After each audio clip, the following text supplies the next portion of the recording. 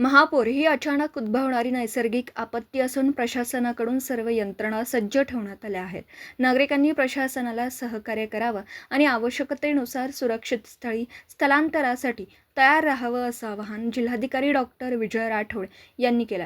संभाव्य पूरस्थितीच्या पार्श्वभूमीवर शिरोळ तालुक्यातील पूरप्रवण भागांचा आढावा घेण्यासाठी जिल्हाधिकारी डॉक्टर राठोड यांनी कुरुंदवाड येथे भेट देऊन निवारा केंद्रांमध्ये स्वच्छता, पाणी, अन्नधान्य, आरोग्य सुविधा, पूरग्रस्तांसाठी आवश्यक साहित्याच्या साठ्याची माहिती घेतली. पुराच्या काळात स्वच्छतागृह, वैद्यकीय पथकं आणि बचाव साहित्य सज्ज ठेवण्याचा निर्देशही त्यांनी दिला.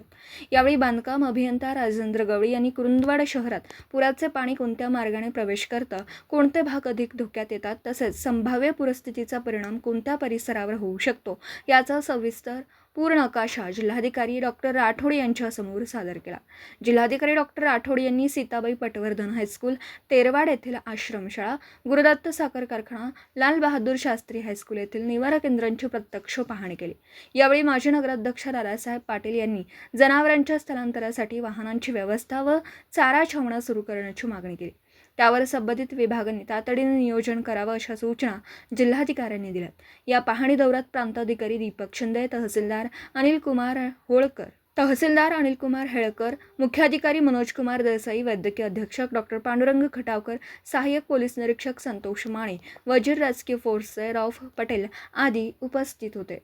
मराठी एस न्यूजसाठी कुरुंदवाडहून संदीप आडसूळ.